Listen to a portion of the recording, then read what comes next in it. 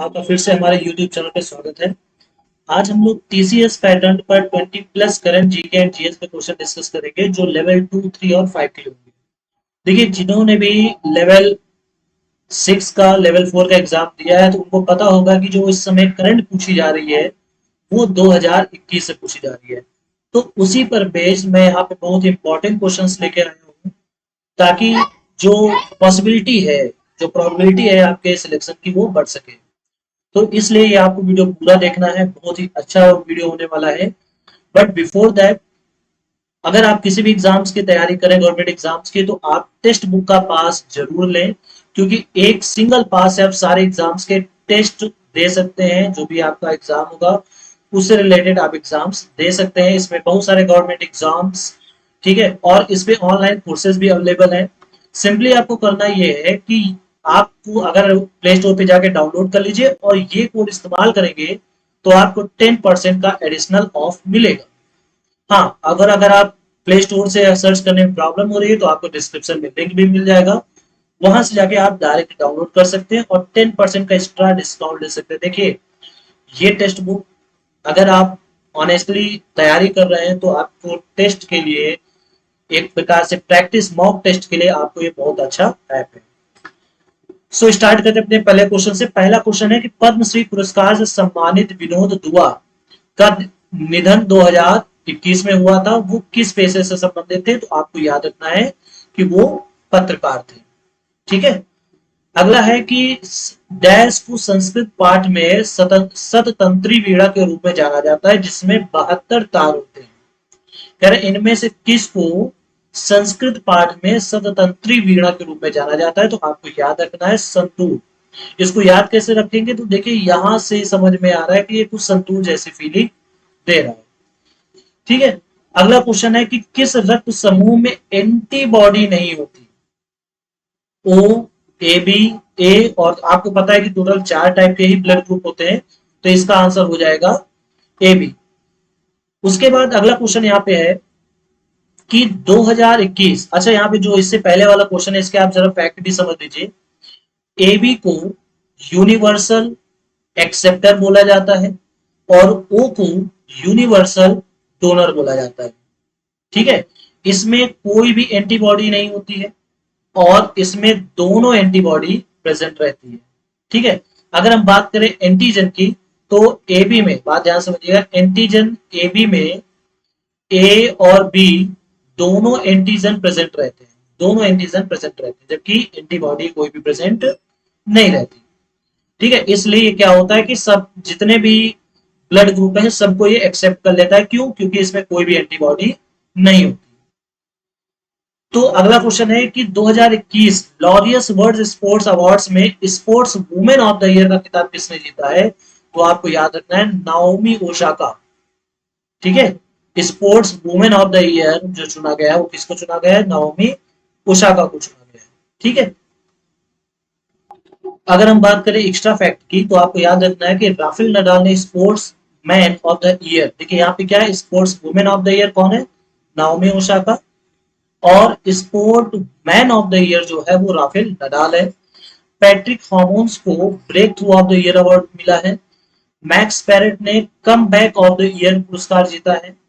और मोहम्मद सलाह ने स्पोर्टिंग इंस्पिरेशन अवार्ड जीता है। स्पोर्टिंग इंस्पिरेशन अवार्ड किसने जीता है? मोहम्मद सलाह ने। तो ये कुछ एक्स्ट्रा पुरस्कार है, कुछ अतिरिक्त पुरस्कार है, इनको भी आपको याद रखना है। अगला क्वेश्चन बहुत ही इंपॉर्टेंट है कि NIPUN अक्टूबर 2021 में भारत मिशन का कार्यान्वयन के लिए एक NSC यानी राष्ट्रीय संचालन समिति का गठन किया गया था। इसकी अध्यक्षता किसके द्वारा की गई थी? तो आपको याद रखना है धर्मेंद्र प्रधान जी के द्वारा। अगला क्वेश्चन है कि जून 2021 में किस राज्य ने उच्च शिक्षा में डिजिटल शिक्षा को बढ़ावा देने के लिए राज्य शिक्षा प्रबंधन प्रणाली का शुभारंभ किया, यानी डिजिटल तरीके से स्टूडेंट पढ़ सके? तो वो है कर्नाटक। नेक्स्ट क्वेश्चन है कि 2021 में ओलंपिक, इसको आप मोस्ट इंपोर्टेंट मानिएगा, कि 2021 में भारत के आधिकारिक ओलंपिक थीम सॉन्ग की रचना किसने की थी? तो आपको याद रखना है मोहित चौहान। मोहित चौहान ने इसकी रचना की थी।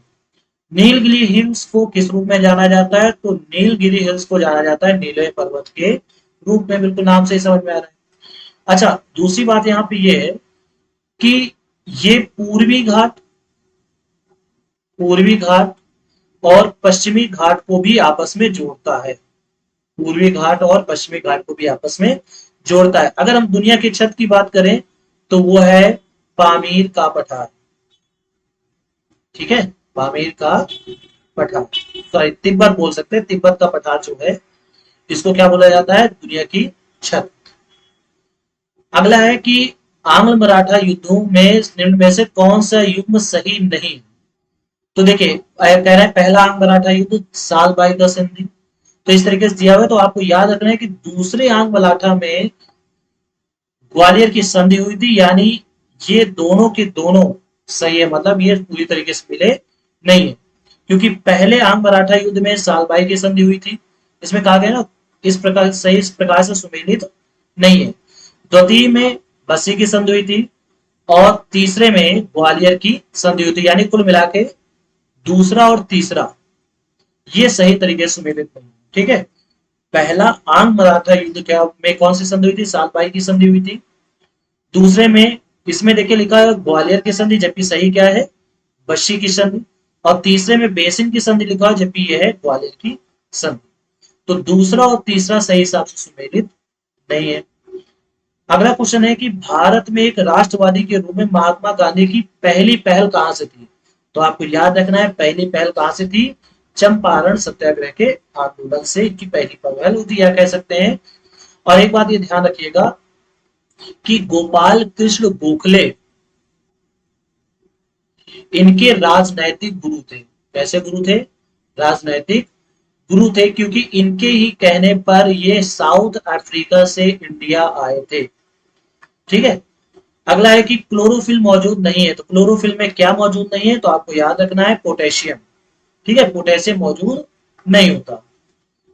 निम्नलिखित में से किसे सिविल श्रेणी के पद तहत पद्म पुरस्कार से सम्मानित किया गया है? इसको मोस्ट इंपॉर्टेंट मानिएगा, मोस्ट इंपॉर्टेंट। 2022 चुकी है, करंट भी है। दूसरी बात, इसका जो आंसर है वो अपने आप में यूनिक है। तो कहा गया कि सिविल सेवा श्रेणी के तहत पद्म पुरस्कार 2022 किसे मिला है? तो आपको याद रखना है बिपिन रावत। बिपिन रावत जो कि हमारे फर्स्ट सीडीएस थे और इनकी डेथ हो गई थी, तो इनकी बेटियों ने यह पुरस्कार इसको मरणोपरांत लिया था। अक्टूबर 2021 में गुवाहाटी में महाबाहु ब्रह्मपुत्र नदी विरासत केंद्र का उद्घाटन किसने किया? तो वो किया था एम वेंकैया नायडू ने।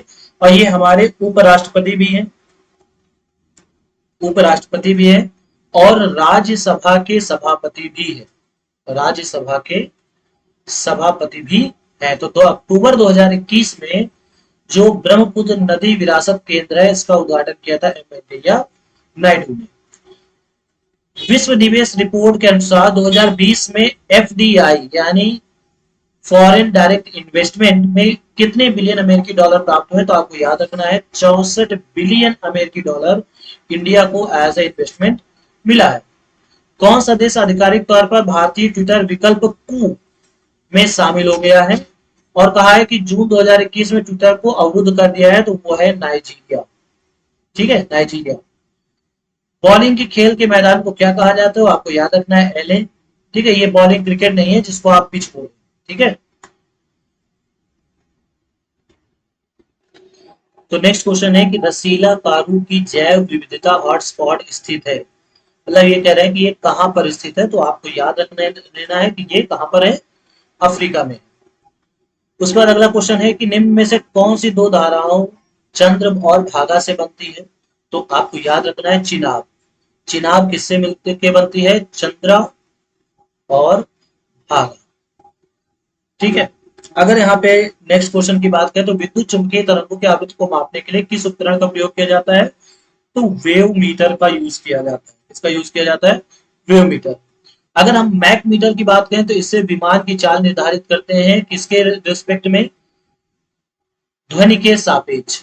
किसके सापेक्ष? ध्वनि के सापेक्ष। ओनेडोमीटर ये क्या करता है? ये विद्युत चुंबकीय तरंगों की आवृत्ति को मापता है। उसके बाद ओम मीटर ये प्रतिरोध को मापता है, क्योंकि नाम से ही समझ में आ रहा है। ठीक है, यहाँ पे विद्युत चुंबकीय तरंगों की आवृत्ति को मापने के लिए निम्न में से किस उपकरण का उपयोग किया जाता है, तो इसी चीज को बोला जाता है ओनिडोमीटर। ठीक है, अगला है ओडोमीटर। तो आपको पता है ये किस मापता है, दूरी को मापता है। और ये नेफोमीटर, तो नेफोमीटर क्या करता है, प्रकाश के प्रकीर्णन को मापता है, यानी स्कैटरिंग को मेजर करता है। किसको मेजर करता है, स्कैटरिंग ऑफ लाइट को मेजर करता है कि कितनी स्कैटरिंग हो रही है, कितनी स्कैटरिंग नहीं हो रही है, ये मेजर करता है नेफ्लोमीटर। और वेव मीटर कहें या ओनिडोमीटर कहें, ये आवृत्ति को मेजर करता है। सो यहां तक आपके लगभग 20+ क्वेश्चंस हो गए हैं। वीडियो अच्छा लगा हो तो लाइक और शेयर जरूर कीजिएगा। हमारे टेलीग्राम चैनल से जरूर जुड़े, डिस्क्रिप्शन में लिंक है, वहां पर आपको इस क्लास की पीडीएफ भी मिल जाएगी और सारे क्लास के नोटिफिकेशन भी मिलेंगे। सो मिलते हैं नेक्स्ट वीडियो में कुछ और इंपॉर्टेंट क्वेश्चंस के साथ।